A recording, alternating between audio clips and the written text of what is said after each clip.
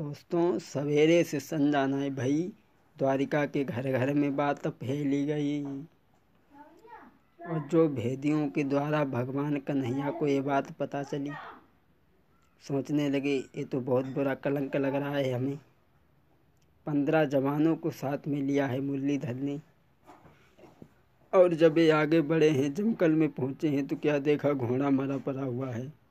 कुछ और आगे बढ़े हैं तो प्रसेंद की लाश भी मिली है, और आगे कुछ बड़े हैं तो एक गुफा है, उस गुफा के दरवाजे पे शेर मरा पड़ा हुआ है। लेकिन दोस्तों, उसके आगे कोई चिन्ह नहीं दिखाई दिया। भगवान कन्हैया सोचने लगे ये तो शेर मरा पड़ा है, ये गुफा है, इसके आगे कोई चिन्ह नहीं है, इसके अंदर क्या है।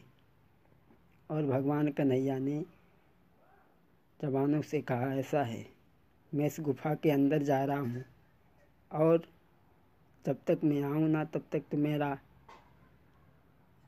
राह देखना, और 1 महीना तक इंतज़ार करना। भगवान कन्हैया जब उस गुफा के अंदर गए तो गुफा में क्या देखा कि अंदर था एक विशाल भवन, जिसमें एक लड़की पड़ी भई। अंदर था एक विशाल भवन, जिसमें एक लड़की पड़ी भई। उस ललना के पलना में वो सुंदर मणि थी धरी भई। जैसे ही कन्या ने भगवान कन्हैया को आत भव देखो, सोए रोन लगी। कन्या यकायक चीखी पड़ी, कन्या की मैया रोन लगी।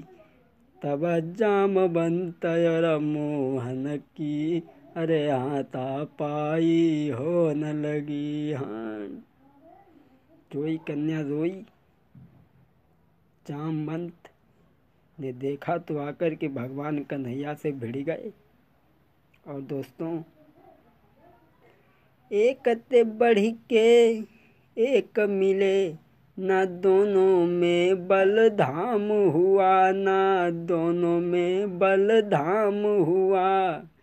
जामवंत मुरलीधर का 27 दिन संग्राम हुआ। जामवंत मुरलीधर का 27 दिन संग्राम हुआ। दोस्तों, अंत में आगे बढ़ी के मनमोहन ने घूसा जब हन के मारो है, घूसा जब हन के मारो है। बह चलो खून उसके मुँह से, जो जाई के भरो दुआरे है। बह चलो खून उसके मुँह से, जो जाई के भरो दुआरो है। भगवान ने आगे बढ़ के जामवंत के घूंसा मारा, जामवंत के मुँह से खून निकल आया, तो जामवंत को पुरानी याद आ गई। और उसी समय अरे झपट के गिर गए चरण में, झपट के गिर गए चरण में। और खुशब कसी छाई गई तन में।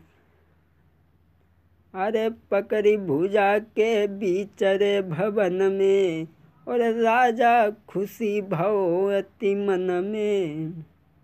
जामवंत आकर के प्रभु के चरणों में गिर गए और कहने लगे, प्रभु कैसे आना हुआ। भगवान कन्हैया कहने लगे, हमें मणि का कलंक लगा हुआ है, इसलिए हम आए हैं।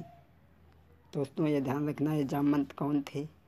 जब भगवान श्री राम लंका पर विजय करने के बाद में वापस लौटे, तो भगवान श्री राम ने पूछा, जवानों किसी के अरमान अधूरे तो नहीं रहे। तो सबकी नज़र नीचे को थी। जामवंत कहने लगे, प्रभु मेरी भुजाओं की खुजलाहट नहीं मिटी। तो भगवान ने कहा, ठीक है जामवंत, तुम धैर्य धारण करो, जब हम द्वापर में आएंगे, हमारा कृष्ण अवतार होगा, तब हम तुम्हारी भुजाओं की खुजलाहट कम करेंगे। तो जामवंत को जो पुरानी याद आई है, तो बोले, प्रभु कैसा आना हुआ। कहने लगे, हमें मणि का दोष लगा है।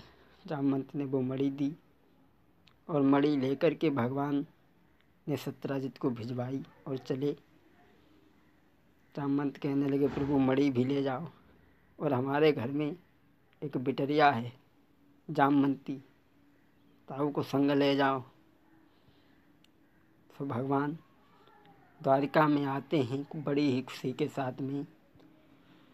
बड़ी खुशी के साथ कृष्ण हरसाई सुनो सरदारी, मंडप लो गड़ाई रे के शादी की नी त्यारी।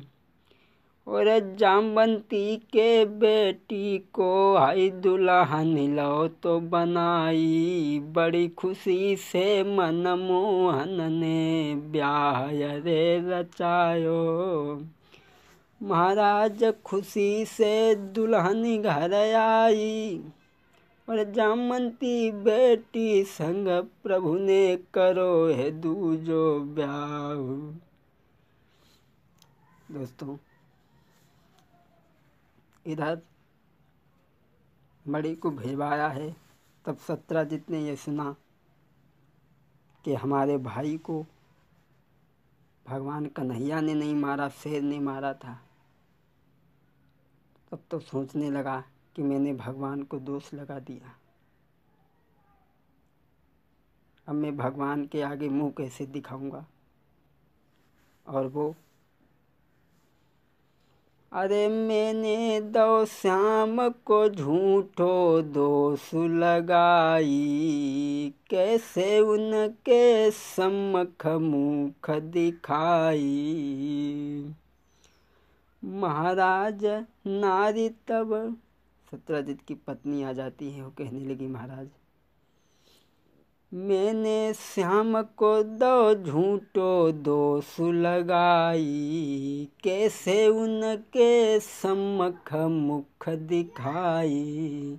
महाराज नारी तब कहन लगी समझ आई, सुंदर बिटिया सत्यभामा, अरे सुंदर बिटिया सत्यभामा, बाकी देव भमरिया डाली, सुंदर बिटिया सत्यभामा। सैया नाते दारी बड़े कलंक से छुट जावे गो, पिया रिश्तेदारी बड़े कलंक से छुट जावे गो, ऐसे छुट जावे गो, बिनय दूल्हा बनी आवे गो, सैया रिश्तेदारी बड़े कलंक से छुट जावे गो।